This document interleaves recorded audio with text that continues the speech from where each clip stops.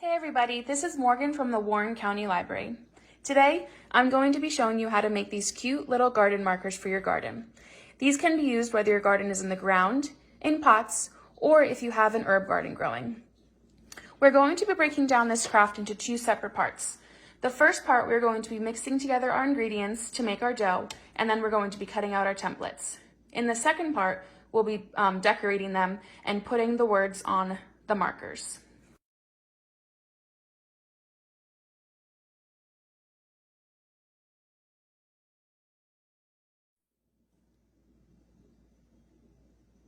The materials that we'll need for the first part are 2 cups flour, 1 cup salt, 1 cup cold water, a bowl to mix everything together, a spoon to mix everything together, a sharp knife, a tablespoon, some parchment paper, a rolling pin, templates to trace out your design, and a baking sheet.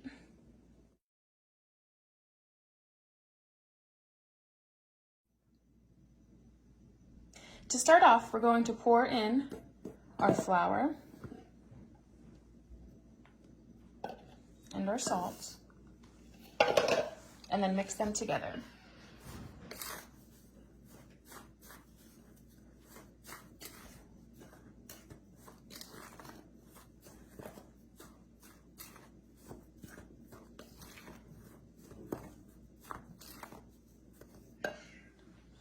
Once they're fully incorporated, we're going to take our water and a tablespoon and just put in about 2 tablespoons at a time. If we put in too much water, then it will be too sticky.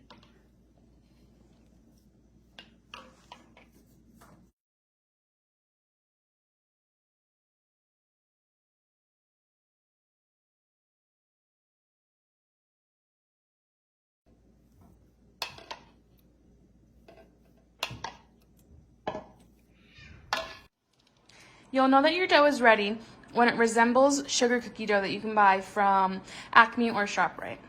So now that I have that, I'm just going to take my rolling pin and we're going to roll it out to be about 1/4 inch thick. Now that the dough is all rolled out, what I'm going to do is take my little templates and I'm going to cut them out using a sharp knife. If you did want to freehand them, you can go right ahead and do that. Just keep in mind that you want to make the stake a little bit longer so that way when you stick it in the garden, it does stand up straight.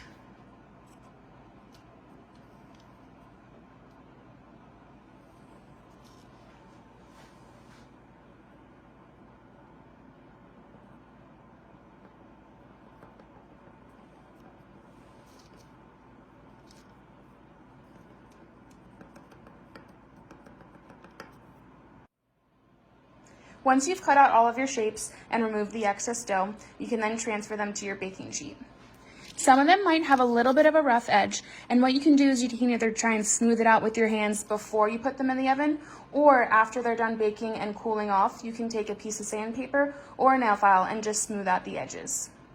You can keep the excess dough in the fridge for up to a week, so if you want to make more garden markers but you don't want to do it today, you can store the dough in the fridge. Now that the oven is all preheated and my cutouts are all done, I place them on the tray, the cooking tray, and then I put them in the oven. You're going to want to set the timer for 1 hour and then flip them and then bake them for an additional hour. So 2 hours total.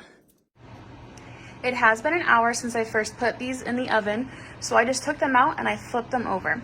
I did notice that they were starting to get a little bit brown on the backside. My oven does tend to cook a little bit hotter, so what I'm going to do is I'm only going to put them in for about 45 minutes this time. Normally it would take a full 2 hours to do it, but it all depends on your oven.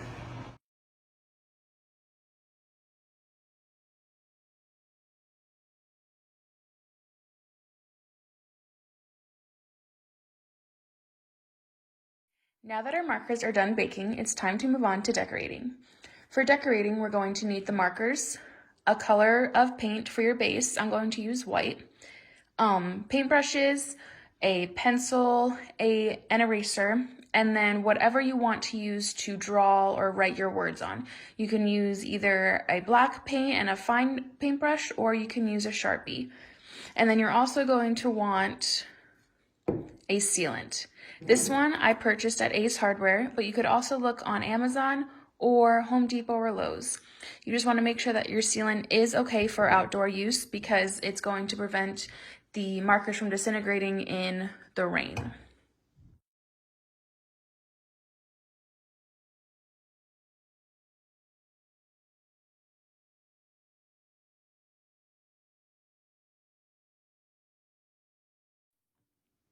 What we're going to do now is we're going to paint the top, the bottom, and the sides with 2 coats of white paint. As I said earlier on in the video, if you did want to get rid of these jagged edges, you can take a nail filer or a piece of sandpaper and just file them down. Once the paint on our garden markers has dried, we can move on to the next step. As you can see, what I did was I took a piece of paper and a pencil and I just drew a line going across both of the markers so that way when I did write my words out, they would be straight. You can go ahead and do this step however you would like. If you have great handwriting, you can go ahead and just freehand this. I don't have that great handwriting and I do need a guide just to make sure that I do write straight. So that's why I drew the lines. On this one, I did go ahead and I just wrote carrots out in pencil. And then what I'm going to do is I'm going to just take some black acrylic paint and a fine point paintbrush and just trace over that with the paint. If you did want to use a Sharpie or if you don't have any paint at home, you can go ahead and use a Sharpie as well.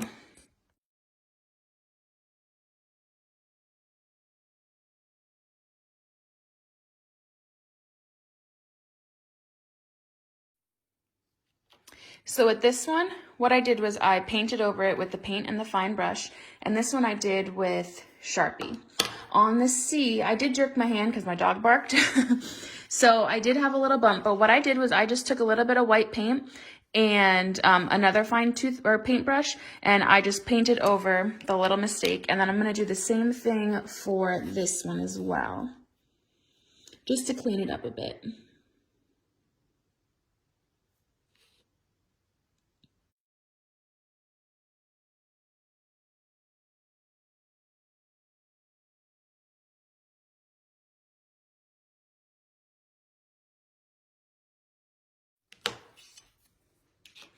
So once you have them where you like them, you can then go ahead and take your eraser and just erase the lines and any other pencil marks that you might see throughout the marker.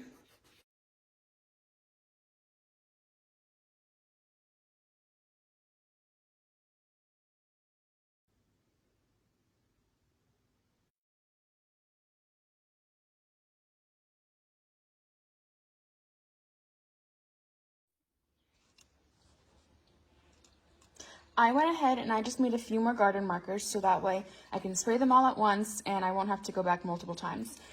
So I am now outside and I just have them sitting in this cardboard box lid, and I'm going to be using this spray sealer.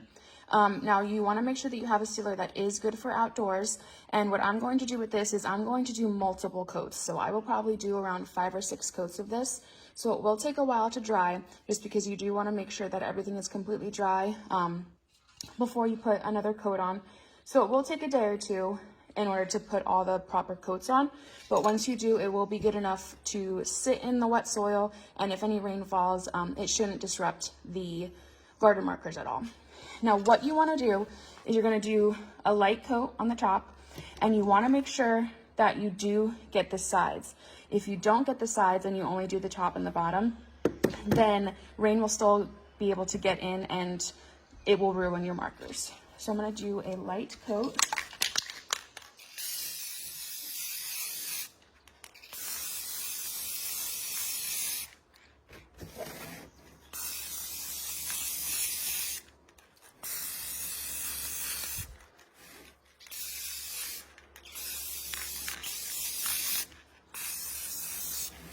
And then I'm going to let this sit. My bottle says it's dry to touch in about 20 minutes.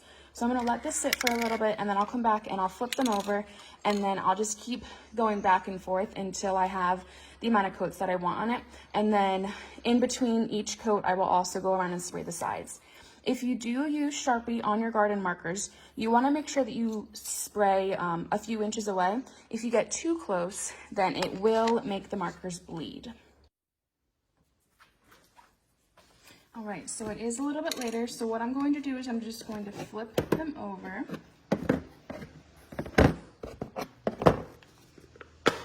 And then I'm gonna shake the bottom, spray the back sides, and then I'm also going to get the sides.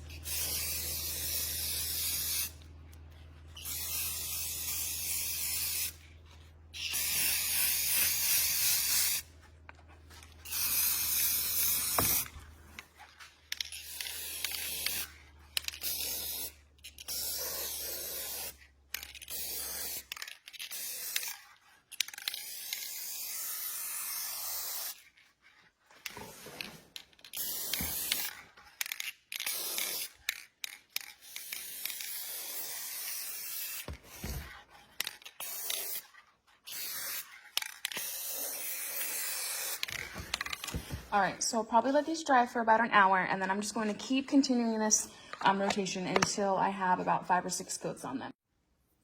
I hope that you guys enjoyed watching this video and that you have fun making your very own salt dough garden markers.